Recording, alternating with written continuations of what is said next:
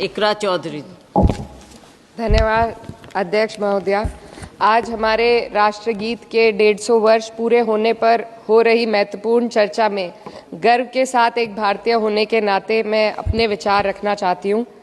सदन में इतिहास को तोड़ मरोड़ कर पेश करके फिर से मुस्लिम तुष्टीकरण के नाम पर भारतीय मुसलमानों को कटघरे में खड़े करने की कोशिश की जा रही है।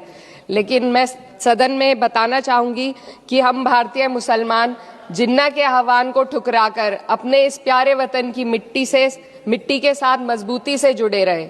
हमने महात्मा गांधी, बाबा साहब डॉक्टर भीमराव अंबेडकर, रविंद्रनाथ टैगोर जी, सुभाष चंद्र बोस जी, मौलाना अबुल कलाम आज़ाद, अशफाक उल्लाह खां साहब के विचारों को अपनाया।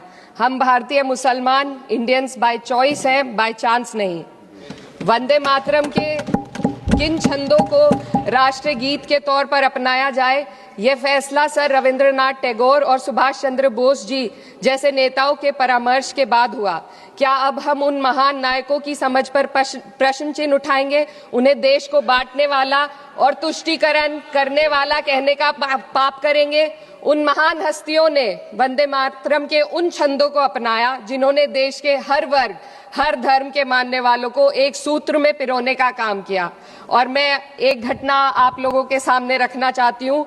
वर्ष 1998 में उत्तर प्रदेश सरकार के मंत्री रविंदर शुक्ला जी ने स्कूलों में राष्ट्रगीत को गाना अनिवार्य कर दिया था। लेकिन तब के तत्कालीन प्रधानमंत्री अटल बिहारी वाजपेयी जी ने, जो उस समय लखनऊ के दौरे पर थे, उत्तर प्रदेश सरकार के इस फैसले पर नाराजगी जताई और यूपी सरकार ने राष्ट्रगीत को अनिवार्य करने वाले मंत्री को बर्खास्त कर दिया था।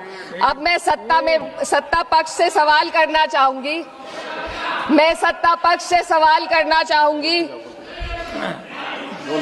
बोलने दीजिए।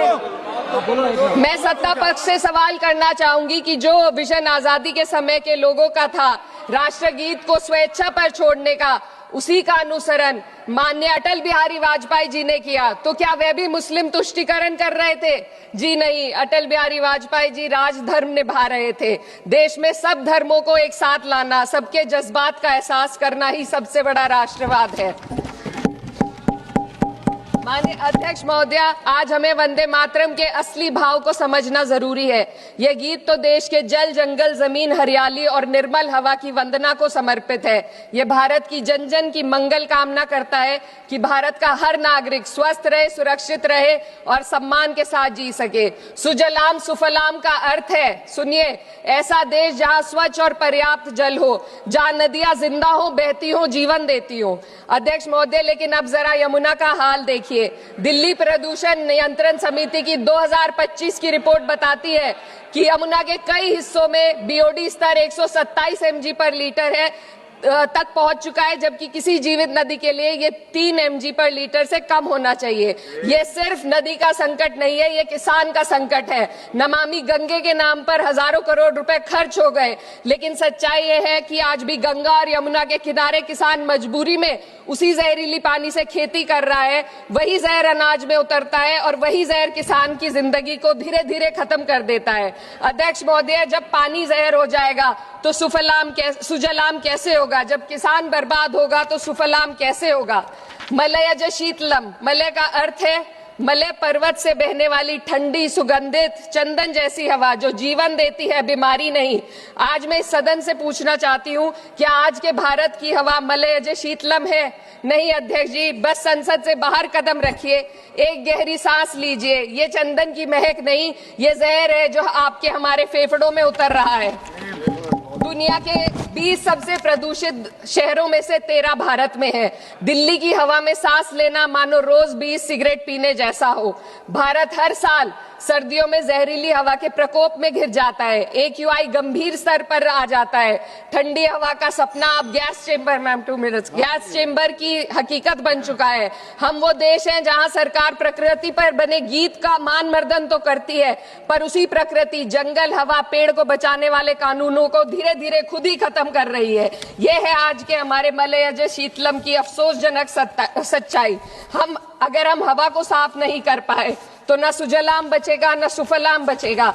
माननीय अध्यक्ष महोदया, सस्य श्यामलम का अर्थ है ऐसा देश जहां उपजाऊ जमीन हो, जहां खेत फसल से भरे हो और किसान कर्ज और निराशा में न डूबा हो। आज किसान सिर्फ मौसम से नहीं लड़ रहा, वह प्रदूषण, नीतियों की बेरुखी और सिस्टम की नाइंसाफी से लड़ रहा है। एक तरफ कॉर्पोरेट के लोन माफ होते हैं, दूसरी तरफ किसान को उसकी वाजिब एमएसपी भी नहीं मिल पाती है। आप ग्लोबल सुपर पावर बनने की बात करते हैं, लेकिन हमारी पर कैपिटा इनकम दुनिया में 136वें नंबर पर है। हम अपने छोटे पड़ोसी देश से भी पीछे हैं। हमारे लोग $2,500 तक भी नहीं कमा पा रहे एक साल में, और जिन अरबपतियों की ये रक्षा करते हैं वो इतना पैसा एक सेकंड में कमा लेते हैं। आज वंदे मातरम को बुनियाद बनाकर राजनीति की जा रही है, लेकिन जमीन पर जंगल पूंजीपतियों को सौंपी जा रही है। आदिवासियों को उनके घरों से उजाड़ा जा रहा है। मातरम में जो मात्रा माता है वे सिर्फ मातृभूमि की वंदना नहीं, वे इस धरती की हर नारी, वे इस देश की हर बेटी, हर महिला के सम्मान की बात भी करता है। लेकिन आंकड़े अगर आप देखेंगे, एनसीआरबी की हाल की रिपोर्ट के अनुसार, मैम जसवंत के अनुसार देश में हर वर्ष लगभग 30,000 से अधिक बलात्कार हो रहे हैं। यानी एक दिन में 80 से अधिक महिलाएं यौन हिंसा का शिकार होती हैं, और ये सिर्फ दर्ज मामले हैं।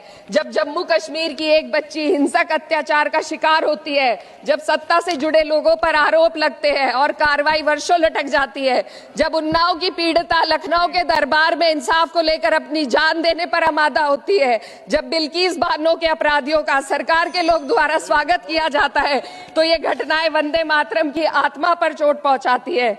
मैं अध्यक्ष महोदया बस यही कहना चाहती हूँ अपनी बात को अंत में रखते हुए कि वंदे मातरम सिर्फ अतीत की ललकार नहीं, ये वर्तमान की जिम्मेदारी है। ये आत्म मंथन की घड़ी है। यही समय है कि हम वंदे मातरम को सिर्फ नारा नहीं, नीति और जिम्मेदारी बनाएं।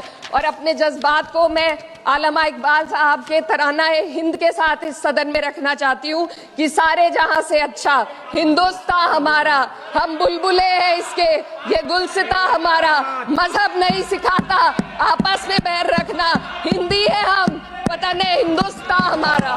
श्रीमती लवली आनंद, श्रीमती